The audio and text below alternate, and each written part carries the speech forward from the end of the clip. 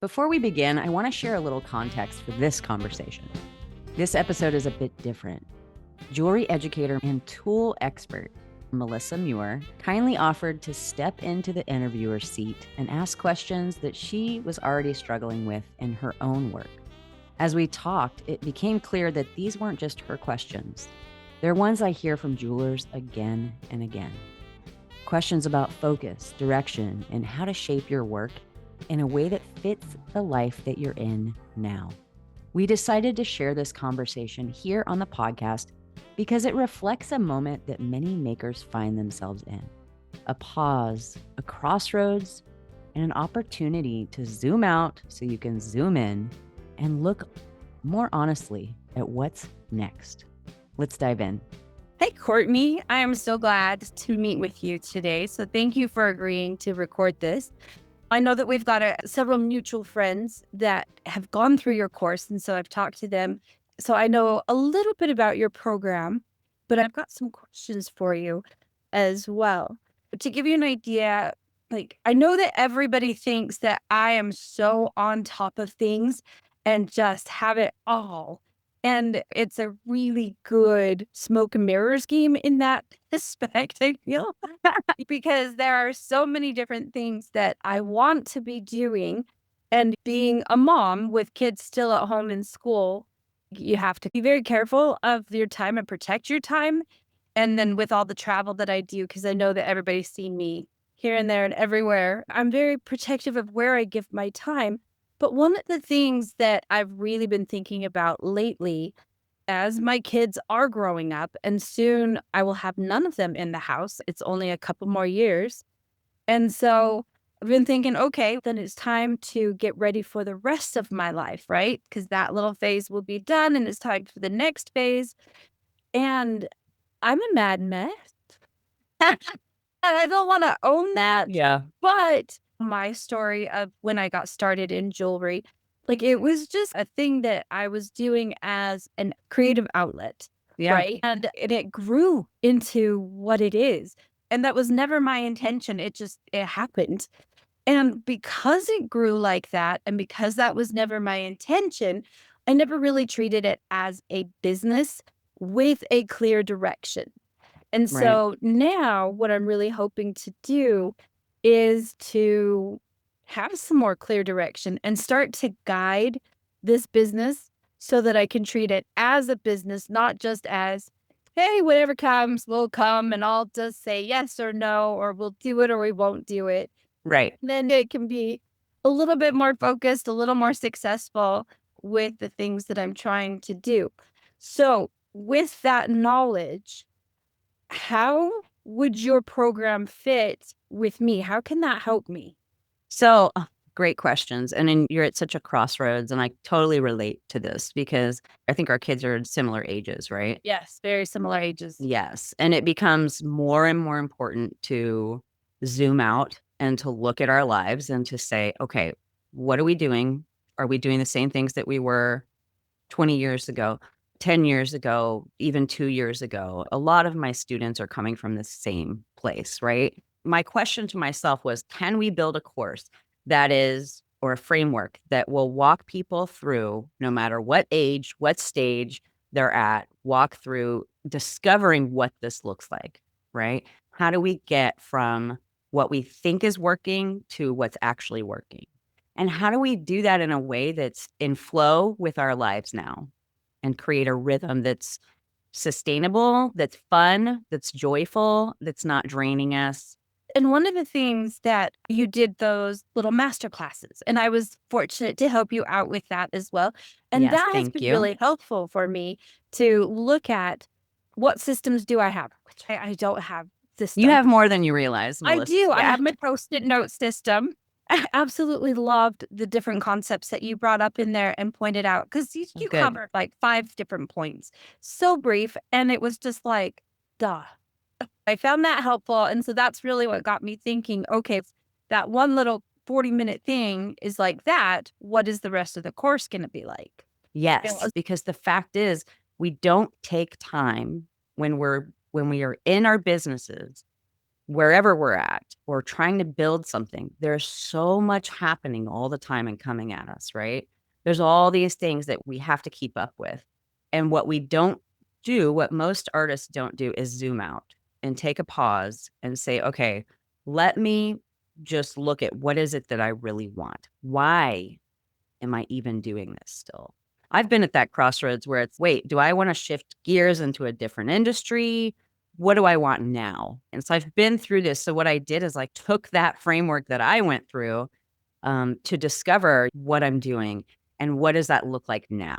It looks really different than what I thought it would. A question for you on the meetups, because Yeah. you know my travel schedule. Oh, yeah. Hong Kong, all over the place. Yeah. All I over the know. place. Yeah, that's the And challenge. so that could be a challenge, but will those things then be recorded and I could catch them afterwards? Absolutely. Right.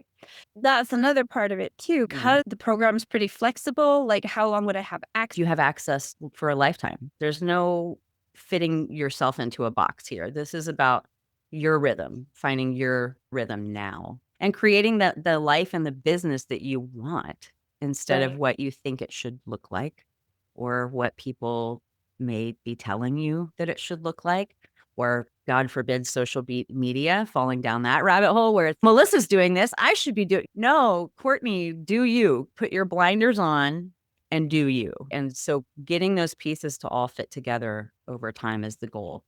But we're going to start. We're going Well, to and say that's the yes thing, and right? begin. Is anytime you take a class, if it's life changing, it wasn't the class, it was the work that the person does.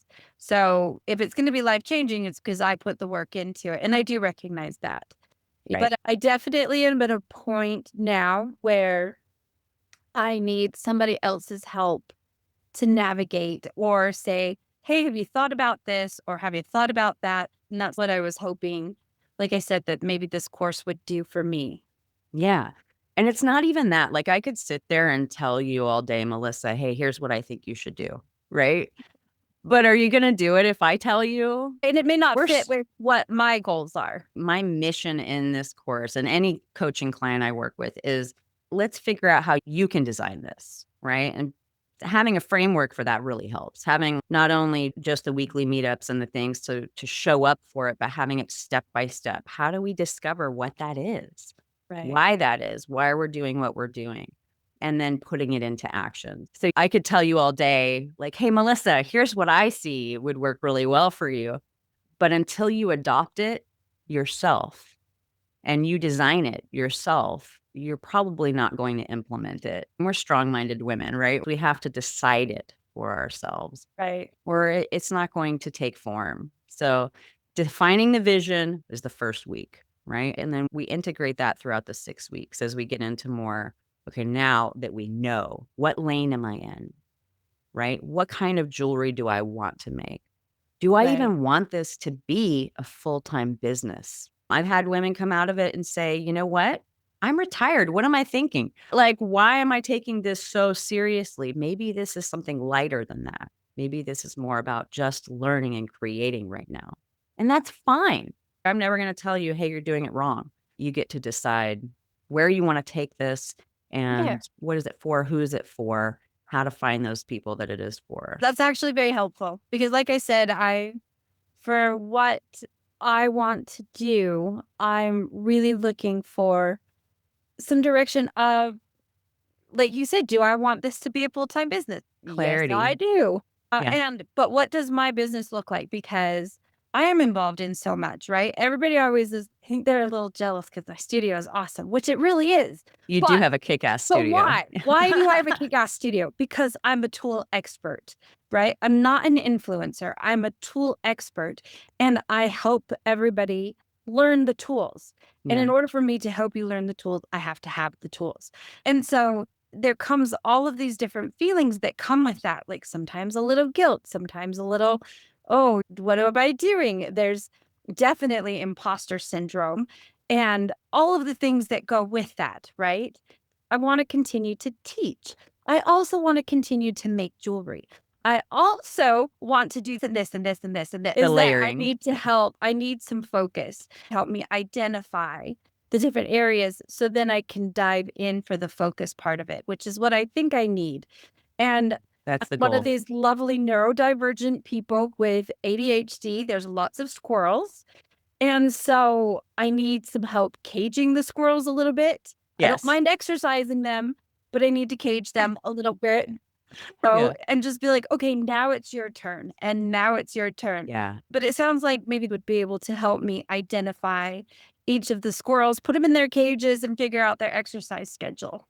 Yeah. I love the exercise of squirrel. Can I use this? I love that. You could Yeah. totally. Take a lap, squirrel. Like, you're good. Sit in the corner, squirrel. This is so common for all creatives. We tend to lean towards all of it, right? We want to do all of it. And so what happens, unfortunately, is some of these layers become distractors. Imagine having 10 pieces on your bench, right? And don't even look at my bench right now, but having so much in front of you that you want to do. And that's the fun part. That's the great part, is we're ambitious. We want to have all of these things, right? We want to do it all. But when you have it all laid out in front of you, where do you begin? And so what ends up happening is complacency, avoidance, procrastination, looking at social media, comparisonitis, which I love this word, right? Comparing ourselves to who's already done the things and who's already farther along because they chose a focus, honestly, right? That's where that comes from. When you zoom in and say, okay, I see the 10 things, but I'm going to move the 7 over here because they're not as priority for me right now. This is something for Q4 or Q2 or whatever. We're going to work on this then. So that's the goal here, is learning how to use the calendar a little bit more to our creative side, applying it not just for picking up the kids, doctor's appointments, but blocking out space and time to focus on each thing and doing it in an order that makes sense to get to the vision, to get to the overall, what do we want? If we don't know exactly what it is we want, or we want 10, 20 things, we're going to be running forever. And I've been there. I've done it. That's why I wrote this, was like, oh my gosh, how do we zoom out of the 10 things and say, okay, here's the one, let's get priority in front of us and put the others aside, back burner them. We're not going to give up on them. They're a piece of this puzzle and the vision, but we cannot do them all at once. When we try to do everything at once, something's got to give, right? This is for creatives. It's built for creatives, not even just jewelers, really. This could be applied to any creative endeavor because we tend to do this, Melissa. And I know you well enough to know, like, all right, let's add one more thing. Let's add one more thing, thinking that it's going to get us to that clear space of, oh, I feel gratified. I feel successful. Like I've accomplished what I need to do. But actually, we have to do one thing at a time. So that's why I broke it down like this. Let's go week by week, focus on the one thing at a time. That sounds like what I need.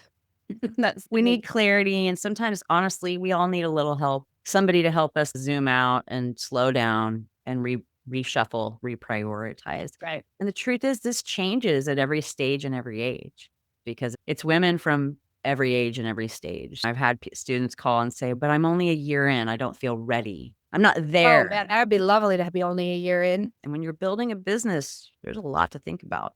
There's a website, there is insurance, there's all these things, right? And there's, where do I even find the customers? How do I price my work? There's all these overwhelming questions, and it can become very overwhelming and just make it all fizzle out if you're not careful. We can do it one step at a time. Thanks, Melissa. Appreciate the questions. Awesome. Thank you. Thanks for listening to The Jeweler's View. If today's episode gave you something to think about, consider sending it to a friend or share it on social and tag me at Courtney Gray Arts. You'll find tools, coaching, resources, and the Transform course at CourtneyGrayArts.com. Remember, you're not behind. You're becoming exactly the kind of maker your business needs. And that kind of depth, it takes time. I'll be back next week, same time, same tough love. Onward and upward.